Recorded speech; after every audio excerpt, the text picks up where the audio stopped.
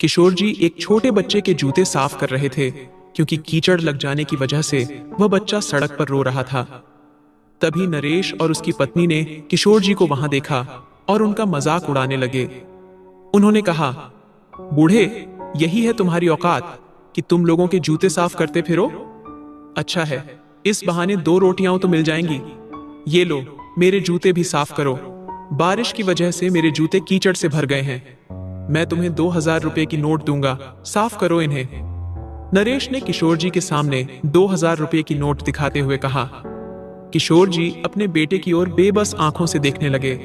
नरेश फिर चिल्लाया, बूढ़े, सुनाई नहीं देता क्या? जल्दी से साफ कर। ऐसा कहकर उसने अपने जूते उनकी ओर सरकाए। तभी अचानक उसके गाल पर एक थप्पड़ पड़ा, जिससे वह हैरान रह गया। एक आवाज आई, आपकी हिम्मत कैसे हुई सर के साथ बदतमीजी करने की? पुलिस को देखकर नरेश और उसकी पत्नी हक्के बक्के रह गए। नरेश हकलाते हुए बोला, इंस्पेक्टर साहब, आपको कोई गलतफहमी हुई है। ये कोई सर्वर नहीं, ये तो भिखारी है। भिखारी? तभी दूसरा थप्पड़ उसके गाल पर पड़ा। जुबान संभाल कर बात करो, वरना जेल जाने में देर नहीं लगेगी। तभी अंदर से एक डॉक्टर आए और किशोर जी से बोले, चलिए सर, मीटिंग जल्दी शुरू करिए, सब आपका इंतजार कर रहे हैं। नरेश खुद से बड़बड़ाया, मीटिंग? कैसी मीटिंग? किशोर जी तुरंत पुलिस वालों के साथ मीटिंग के लिए अंदर चले गए। मीटिंग के बाद उनका अतीत एक बार फिर उनके सामने दर्द बनकर उभर आया। आज बारिश थमने के कोई संकेत नहीं थे। शायद आज भगवान भी नाराज थे। सड़क के किनारे एक बूढ़ा आदमी दिखाई दिया, जिसकी आंखें नहीं थीं। वह कोने में एक छड़ी के सहारे खड़ा था और उसके पास एक थैली थी जो उसने किनारे रखी थी। चारों ओर पानी जमा होने की वजह से उसे बैठने की भी जगह नहीं मिल रही थी। बारिश की तरह उसके आंसू भी थमने का नाम नहीं ले रहे थे। असहाय किशोर जी बारिश थमने का इंतजार कर रहे थे। शेड के छेद से टपकती पानी की बूंदों से वह पूरी तरह भीग चुके थे और कांप रहे थे। तभी एक लड़का पानी से गुजरते हुए साइकिल पर आ रहा था। उसने कोने में खड़े किशोर जी को देखा, साइकिल रोकी और उनके पास जाकर बोला, बाबा जी, आप यहां क्यों खड़े हैं? क्या आपको घर जाना है? किशोर जी पहले तो उसकी आवाज सुनकर चकित रह गए, क्योंकि इतने समय में उन्होंने कई लोगों से मदद मांगी थी, पर किसी ने भी उनकी नहीं सुनी। लेकिन घर शब्द सुनकर उनका मन और आंखें दोनों भर आईं। वे बुदबुदाकर बोले, मुझे घर कहाँ है? लड़के ने फिर पूछा, क्या हुआ बाबा जी, आपको मदद चाहिए? किशोर जी बोले, बेटा, तू कौन है? लड़के ने पास आकर बताया, बाबा जी, मेरा नाम अर्जुन है। मैं तो बारिश में खेल रहा था। चलिए, मैं आपको आपके घर छोड़ देता हूं। वह लड़का बिल्कुल मासूमियत से बोला था। उसकी मासूमियत देखकर किशोर जी की आंखें भर आईं। वे बोले, बेटा, मेरा कोई घर नहीं है और मैं देख भी नहीं सकता। मैं तो रात यहीं सोता हूं, लेकिन आज यहां भी पानी भर गया है। अर्जुन ने मासूमियत से कहा, बाबा जी, आप मेरे घर चलिए ना, आपके कपड़े भी गीले हो गए हैं। मैं माँ को बोलकर उन्हें सूखा दूंगा। एक बच्चा जहां इतनी आत्मीयता दिखा रहा था, वहीं कुछ अपने लोग उन्हें इस हालत में छोड़कर जाने कहां निकल गए थे। लेकिन यह एक अजनबी देवदूत अर्जुन उन्हें अपने घर ले जाने की जिद कर रहा था। किशोर जी ने समझाने की कोशिश की और बोले, बेटा, ऐसे किसी को भी अपने घर नहीं ले जाया जाता। लेकिन अर्जुन कहां मानने वाला था। उसने किशोर जी का हाथ खींचा और बोला, बाबा जी, चलिए ना, देखिए यहाँ पानी भर गया है, आप मेरे घर चलिए। किशोर जी की जिद उस बालक की जिद के आगे टिक नहीं सकी और उन्हें उसके साथ जाना ही पड़ा। उसका घर थोड़ी दूर पर ही था। बच्चा सीधा अंदर गया तो भीतर से आवाज आई, कहाँ चला गया था अर्जुन? मैं कब से तुझे ढूंढ रही हूँ। अंदर से अर्जुन की माँ की नाराज आवाज सुनकर किशोर जी डर के मारे बाहर ही ठिठक गए। उन्होंने अपने कपड़ों की हालत देखी और सोचा, मेरे जैसे फटेहाल भिखारी को अपने घर देखकर इस महिला को बुरा लगेगा। ये तो बच्चा है, मासूम है। मुझे यहाँ से चले जाना चाहिए। जीवन में इतना अपमान सहने के बाद अब और अपमान मैं नहीं सह सकता। और फिर किशोर जी अपनी लकड़ी टेकते हुए चुपचाप दबे पांव वहां से निकल गए। जब वे बाहर निकले तो बारिश और तेज हो गई थी, इसलिए वे तेजी से चलकर एक पेड़ के नीचे बेंच पर बैठ गए। बारिश की बूंदें पेड़ से धीरे धीरे टपक रही थीं, इसलिए उन्होंने अपने थैले से वह गंदी चादर निकाली और खुद को ढककर वहीं बैठ गए। किशोर जी पिछले 2 सालों से भीख मांगकर अपना गुजारा कर रहे थे। उनके मैले कुचैले फटे हुए कपड़े ही उनकी कहानी बताने के लिए काफी थे। बारिश रुक गई और शाम को किशोर जी उस पेड़ के नीचे से उठे और चल पड़े। लेकिन बारिश में भीगने के कारण अब उन्हें तेज बुखार हो गया था।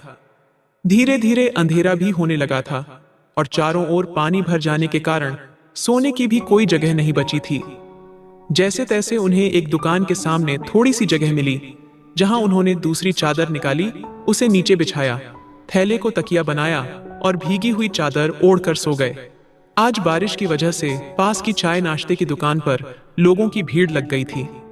कुछ समय बाद किसी ने उन्हें झकझोर कर उठाया। किशोर जी अचानक उठकर बैठ गए और बोले, कौन है? तभी आवाज आई, अरे मम्मी देखो, यही बाबा जी हैं। ये तो उसी बच्चे अर्जुन की आवाज थी। किशोर जी ने बुदबुदाते हुए कहा, बेटा।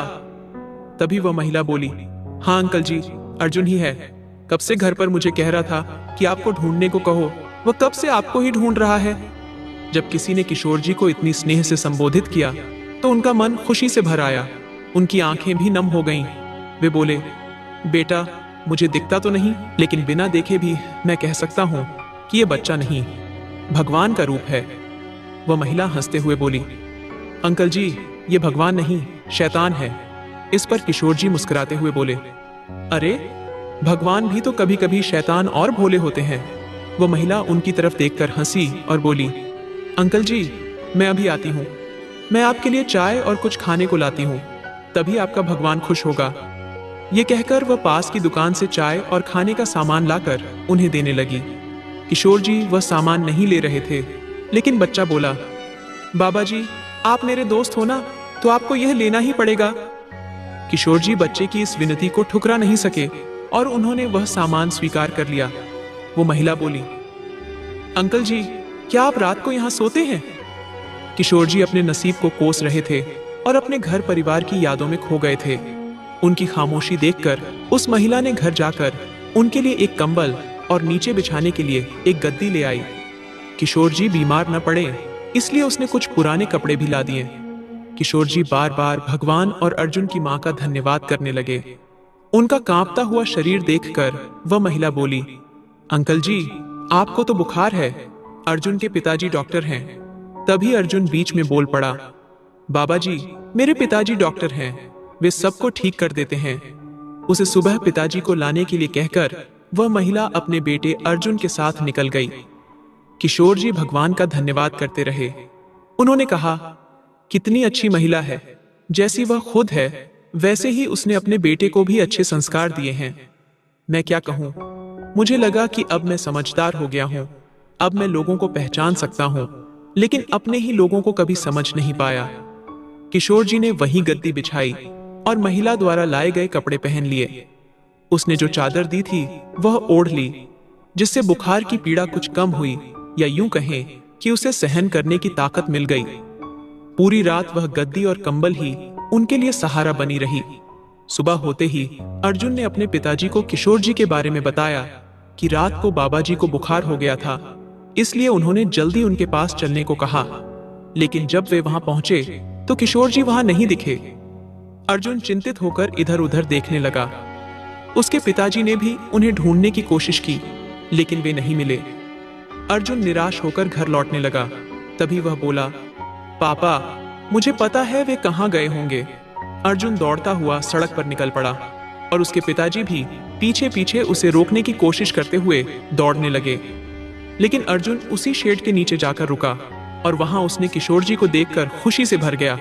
अपने पिताजी को पीछे से आते देख अर्जुन बोला, पापा देखो यही है वो बाबा जी, देखो कल इन्हें कितना बुखार था, मम्मी ने इन्हें एक कंबल और गद्दी भी दी थी।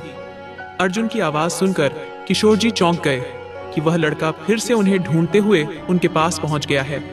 किशोर जी ने उसे अर्जुन नाम से पुकारा। बेटा अर्जुन। अर्जुन उनके पास आकर खड़ा हो गया तो उसके पिताजी किशोर जी को ऊपर से नीचे तक देखने लगे। उनकी दयनीय हालत सब कुछ बयां कर रही थी। उन्हें छूते ही पता चला कि उन्हें अब भी बुखार था। अर्जुन ने पूछा, बाबा जी आपकी कंबल और गद्दा कहां गए? किशोर जी निराश होकर बोले, बेटा उस दुकान के सामने कुछ लोग आए और वहां से उठने को कहा। उन्होंने गद्दा, कंबल और कपड़े छीन लिए। वो लोग कौन थे ये मुझे नहीं पता। अर्जुन के पिता उन्हें अपने साथ घर ले गए और उनका चेकअप करवाया। उन्होंने बुखार के लिए कुछ दवाइयां दी और कहा, अंकल जी, आज से आप हमारे साथ यहीं रहेंगे। लेकिन किशोर जी ने यह स्वीकार नहीं किया। वे बोले, मुझे मेरे ही लोगों ने छोड़ दिया है, इसलिए अब मैं किसी का उपकार नहीं ले सकता। बेटा, तुम मुझे यहीं छोड़ दो।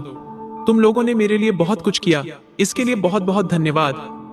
अर्जुन के पिता सुमित ने कहा, अंकल जी, अगर इसने आपको बाबा जी कहा है तो आप मेरे पिताजी जैसे हैं। फिर आप इस बच्चे के घर में रहने से क्यों मना कर रहे हैं?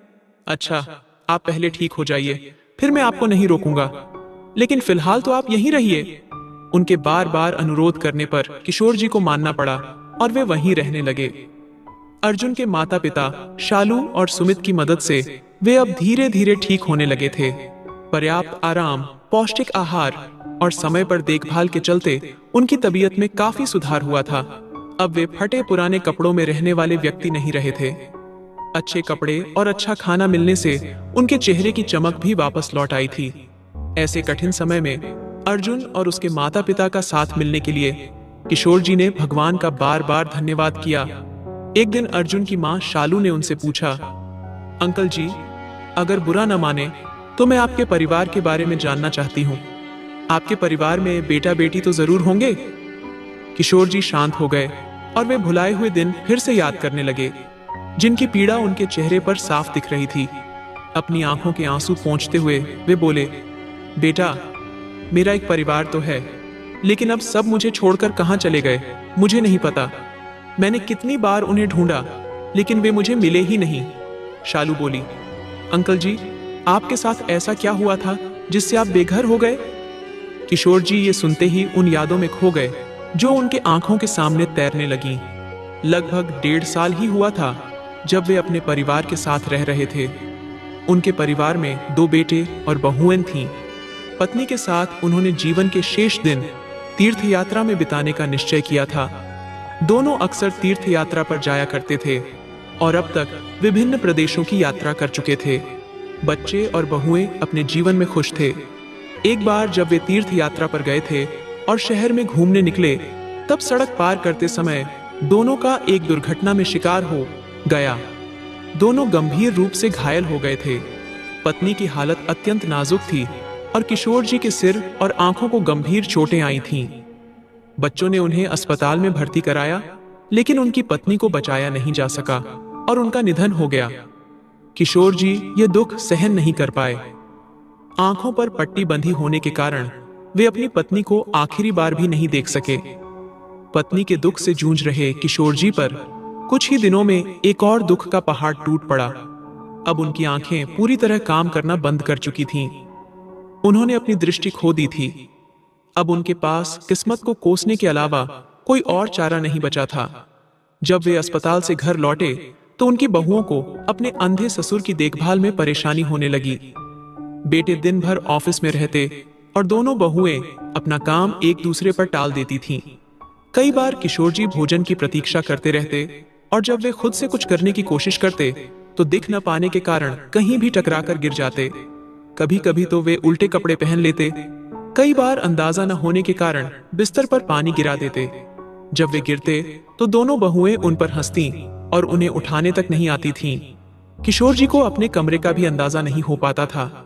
इस अंधेपन की वजह से उन्हें कई समस्याओं का सामना करना पड़ रहा था। एक दिन बड़ी बहू शोभा ने अपने पति महेश से कहा, महेश, कब तक हम तुम्हारे अंधे पिता की देखभाल करेंगे? ये छोटी बहू तो कोई काम करती ही नहीं। तुम्हारे पिताजी भी हर छोटी छोटी बात के लिए आवाज लगाते हैं। मैं दिन भर थक जाती हूँ। अब मुझसे नहीं होगा। अब कोई फैसला लेना ही पड़ेगा। महेश बोला, अब मैं क्या करूं? उन्हें भी तीर्थ यात्रा पर क्यों जाना था, भगवान ही जाने। अब कौन संभाले उन्हें? उधर छोटी बहू राखी अपने पति नरेश से वही बात कर रही थी। देखो नरेश, तुम्हारे पिताजी को कहीं छोड़ आओ या उनके लिए कोई नौकर रख लो। अब मुझसे कुछ नहीं होता। बड़ी बहू सारा काम मेरे ऊपर डाल देती है और मैं अकेली ही सब करती रहती हूँ। तुम्हारे पिताजी भी बहुत नखरे करते हैं। नरेश बोला, राखी, अगर हम नौकर रखें तो उसका खर्च भी हमें ही उठाना पड़ेगा। बड़ा भाई तो देगा नहीं और सारी जिम्मेदारी मुझ पर ही आ जाएगी। नौकर रखना बेवकूफी होगी। हाँ, लेकिन उन्हें कहीं ना कहीं जरूर छोड़ा जा सकता है। राखी ने नरेश को अपने बड़े भाई से बात करने का सुझाव दिया। तब नरेश गया और बड़े भाई महेश से कहा, भैया, पप्पा का काम करना अब मुश्किल हो गया है। राखी पूरा दिन उलझी रहती है। ये बात महेश ने अपनी पत्नी शोभा के बारे में बताई। तब नरेश ने कहा, भैया, पप्पा के लिए तो नौकर रखना ही सही होगा, लेकिन उसका खर्च कौन उठाएगा? शोभा ने कहा, हम तो खर्च नहीं उठाएंगे, हम कहां से पैसे लाएंगे? राखी ने भी यही कहा, हमारे पास कहां पैसे का पेड़ लगा है, हम तो कहां से लाएंगे? बड़ी परेशानी हो गई, लेकिन दोनों ने काफी सोच विचार किया और तय किया कि नौकर का खर्च बांटकर उठाएंगे। कुछ ही दिनों में किशोर जी के लिए एक नौकर मिल गया और उसे काम पर रखा गया, लेकिन उसकी शिकायतें सुनाने लगीं बहुएं। यह बूढ़ा तो अंधा हो गया है, बच्चों और बहुओं पर बोझ बन गया है, शर्म भी नहीं आती। शोभा के तीखे शब्द किशोर जी के कानों पर पड़ते तो उन्हें बहुत दुख होता, क्योंकि अब वे खुद असहाय हो गए थे और इच्छा होने के बावजूद कुछ कर नहीं पा रहे थे। अब दोनों बहुएं नौकर को परेशान करने लगीं। किशोर जी के काम के साथ साथ घर के काम भी उसे देने लगीं। एक काम पहले किया तो दूसरी रुककर कहती, हम भी पैसे देते हैं। नौकर भी चिड़चिड़ा होने लगा और परेशान रहने लगा। एक दिन नौकर काम पर नहीं आया और दोनों बहुएं अपनी अपनी कमरे में बंद हो गईं। दूसरी तरफ किशोर जी भूखे प्यासे तड़प रहे थे, लेकिन किसी को उनकी दया नहीं आई। जब उन्होंने खुद खाना खोजने की कोशिश की तो रसोई से किसी चीज के गिरने की आवाज आई। दोनों बहुएं दौड़कर रसोई में आईं और देखा कि कांच का सामान टूट गया है। किशोर जी को वहां देखकर शोभा ने उनका हाथ पकड़कर जोर जोर से मारना शुरू कर दिया। उसने कहा, एक तो तेरी वजह से नौकर भाग गया, ऊपर से इतना नुकसान कर दिया, अब इसका बिल कौन भरेगा? अंधे किशोर जी जमीन पर गिरकर उनकी बहू के हाथों मार खाते रहे। नीचे गिरे कांच के टुकड़े उन्हें चुभ रहे थे, फिर भी दोनों बहुएं इतनी मार रही थीं कि उनके शरीर से बहता खून उन्हें दिखाई नहीं देता था। कांच के कारण उनके शरीर पर कई जख्म हो गए थे और किशोर जी वेदना से रो रहे थे। अब बहुएं रोज उनके ऊपर हाथ उठाती थीं, क्योंकि नौकर वापस कभी नहीं आया और उसका सारा गुस्सा किशोर जी पर निकलने लगा था। इतना बुरा जीवन जी रहे किशोर जी ये सब सहने को मजबूर थे। उनकी जख्म भर नहीं रही थीं और अब उनमें से रक्तस्राव भी होने लगा था। बच्चों ने उन्हें सरकारी अस्पताल में भर्ती कराया, लेकिन उससे पहले अस्पताल के नाम पर कुछ कागजातों पर उनके हस्ताक्षर करा लिए गए। किशोर जी को अस्पताल में ठीक होने में काफी समय लगा। जब उनसे पूछा गया तो वे कुछ भी बता नहीं पाए। इतने दिनों तक कोई भी उन्हें मिलने अस्पताल नहीं आया। जब किशोर जी ठीक होकर अपने घर पहुंचे तो उन्हें पता चला कि पूरा परिवार घर बेचकर कहीं चला गया है। किशोर जी कितनी देर असहायता से घर के बाहर बैठे रहे, फिर वहां से उठकर मंदिर चले गए। वे रोज भगवान की प्रार्थना करते और फिर घर लौट आते। हो सकता था कि कोई उन्हें मिले, लेकिन उनकी अंधता का फायदा उठाकर उनके साथ विश्वासघात किया गया। उनका घर उनके नाम से बेचा गया था। किशोर जी की यह कहानी सुनकर शालू की आंखों में आंसू आ गए। अंकल जी, आपसे बहुत बुरा हुआ। इतनी बुरी बातें कैसे हो सकती हैं कि बेटों ने अपने पिता के बारे में भी नहीं सोचा। किशोर जी ने कहा, बेटा, सब लोग तुझ जैसे नहीं होते। संस्कार तो मुझे भी थे, लेकिन मुझे नहीं पता दोष किसे दूं, किस्मत को, बच्चों को या अपने संस्कारों को। किशोर जी रो रहे थे और अर्जुन उनके आंसू पहुंच रहा था। इतनी बुरी बात तो उनके अपने लोगों ने भी नहीं की थी। किशोर जी अपनी ही आस लगाकर बैठे थे। एक दिन अर्जुन के पिता यानी सुमित आए और बोले, अंकल जी, एक नेत्र शिविर का आयोजन किया गया है। वहां आप अपनी आंखें दिखाकर पता कर सकते हैं कि आप फिर से देख पाएंगे या नहीं। शायद कुछ इलाज से आप फिर से देख सकेंगे। किशोर जी बोले, नहीं बेटा, कई डॉक्टरों ने मना किया है, अब तुम भी मना कर रहे हो। इतना इलाज किया, वह भी काफी है। आंखों के इलाज पर इतना पैसा खर्च होगा और शायद कोई फायदा नहीं होगा। सुमित बोले, अरे नहीं अंकल जी, ये सब बहुत सस्ता है और गरीबों के लिए तो मुफ्त भी है। अर्जुन खुश था कि अब वह अपने पिता को देख पाएगा, क्योंकि शालू ने उनके इलाज से इनकार कर दिया था। शिविर में जब उनकी आंखें दिखाई गईं, तो डॉक्टरों ने कहा कि उनकी आंखें ठीक होने की संभावना है, लेकिन कुछ इलाज के बाद ही पता चलेगा। सुमित ने डॉक्टरों की सलाह तुरंत मान ली और किशोर जी का इलाज शुरू हो गया। 1 महीने के इलाज के बाद डॉक्टरों ने कहा कि आंखें वापस आ सकती हैं। यह सुनकर अर्जुन खुशी से नाचने लगा और उसके माता पिता भी बहुत खुश हुए। 6 महीने के इलाज के बाद वह दिन भी आया जब किशोर जी की आंखों पर लगी पट्टी हटानी थी। उन्होंने अर्जुन को पहले देखने की इच्छा जताई और उसे सामने खड़ा किया। पट्टी धीरे धीरे हटाई गई, आंखें खुलीं। पहले कुछ दिखा नहीं, लेकिन कुछ समय बाद अर्जुन का चेहरा दिखा। उन्होंने कहा, बाबा जी, और उसे गले लगा लिया। किशोर जी ने उसे खुद ही संभाला और उस पर बहुत प्यार जताया और कहा, मेरे मासूम भगवान, ये सब तुम्हारी वजह से ही हुआ है। आंखें ठीक हो जाने के कारण किशोर जी बहुत खुश हुए और उन्होंने सुमित और शालू से मिलने और उनके घर के पते पर जाने की इच्छा जताई। दोनों उन्हें साथ लेकर वहां पहुंचे। जब वे उस घर पर पहुंचे तो वहां के नए मालिक ने कुछ भी नहीं बताया। किशोर जी निराश होकर लौट आए। अब किशोर जी के दिन अर्जुन के साथ खेलने में बीतने लगे। एक दिन उन्होंने डॉक्टर सुमित और शालू को कहा कि जब वे फुर्सत में हों तो उनके पास आ जाएं। रात में दोनों उनके कमरे में पहुंचे। किशोर जी ने अपना बैग उनके सामने खोला और उसमें से अपनी पत्नी की तस्वीर निकाली। उन्होंने दोनों से कहा, तुम दोनों की वजह से ही मैं दोबारा इस जीवन को जीने में सक्षम हुआ हूं, नहीं तो मैं तो एक भिखारी ही बन चुका था और हर जगह ठोकरें खाने को मजबूर था। आज जब अपनी पत्नी की तस्वीर इन आंखों से देखता हूं तो उसकी बहुत याद आती है और यह सब तुम दोनों की वजह से ही संभव हो पाया है। उनकी बात सुनकर दोनों हंसने लगे और बोले, अंकल जी, हम तो बस भगवान के बनाए प्यादे हैं। हमें जो कहा जाता है वही करते हैं। हमने तो कुछ भी खास नहीं किया। धन्यवाद तो सिर्फ उसी का है और अर्जुन को तो बाबा जी भी मिल गए हैं। उनकी बात सुनकर किशोर जी ने हाथ में पकड़ी हुई तस्वीर को पीछे से खोलना शुरू किया। ये देखकर दोनों हैरान रह गए कि अंकल जी ऐसा क्यों कर रहे हैं। जब किशोर जी ने तस्वीर के पीछे से कुछ कागज निकाले तो दोनों चौंक गए और पूछने लगे, अंकल जी, ये क्या है? किशोर जी मुस्कुराते हुए बोले, ये उस जमीन के कागज हैं जिसके बारे में मेरे बच्चों को जानकारी नहीं है।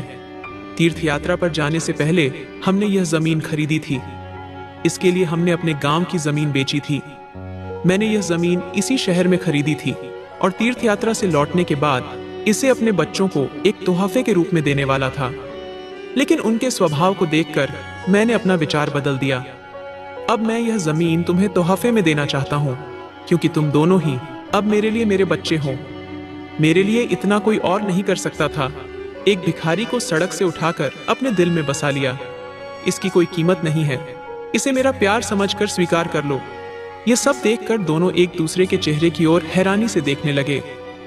थोड़ी देर बाद दोनों बोले, नहीं अंकल जी, हम यह नहीं ले सकते। हमने आपके लिए कोई काम लालच में नहीं किया था। यह सुनकर किशोर जी निराश और दुखी हो गए।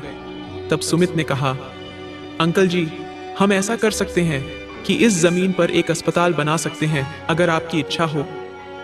यह सुनकर किशोर जी का चेहरा खिल उठा। फिर उन्होंने कहा, लेकिन बेटा, अस्पताल के लिए तो बहुत पैसे लगते हैं। तब सुमित ने पेपर में जमीन का आकार देखकर कहा, अंकल जी, हम ऐसा कर सकते हैं कि इस जमीन का कुछ हिस्सा बेचकर उस पैसे को शेयर मार्केट में निवेश करें, जिससे पैसा बढ़ेगा और फिर उसी बढ़े हुए पैसों से अस्पताल बनाना आसान हो जाएगा। सुमित की यह योजना सुनकर किशोर जी बहुत खुश हुए और उन्होंने तुरंत इस काम के लिए अपनी सहमति दे दी। अगले ही दिन सुमित ने जमीन को देखा और उसका माप लेकर कुछ हिस्सा बेचने की प्रक्रिया शुरू की। इतनी बड़ी जमीन में से थोड़ा हिस्सा भी बिक जाता तो भी कोई फर्क नहीं पड़ता। अस्पताल आसानी से बन सकता था।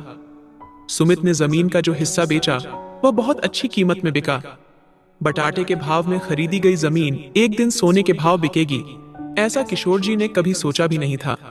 उन्हें इतनी बड़ी रकम मिली कि सुमित ने तुरंत अपने एक मित्र की सलाह लेकर वह पैसा शेयर मार्केट में लगा दिया। 6 महीने बीत गए और पैसों में कई गुना वृद्धि हुई। 1 साल में लाभ के साथ हाथ में अच्छा खासा पैसा आया और डॉक्टर सुमित ने अस्पताल निर्माण का कार्य शुरू कर दिया। बीच में एक बार फिर पैसों की जरूरत पड़ी।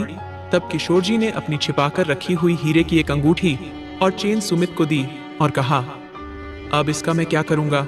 अगर सही काम में पैसे लग रहे हैं तो अच्छा है। 2 साल पूरे होने से पहले ही अस्पताल तैयार हो गया और उसका उद्घाटन किशोर जी के हाथों हुआ। अब किशोर जी ने डॉक्टर सुमित को उसकी जिम्मेदारी सौंपी और खुद हर रोज अस्पताल की देखरेख करने लगे।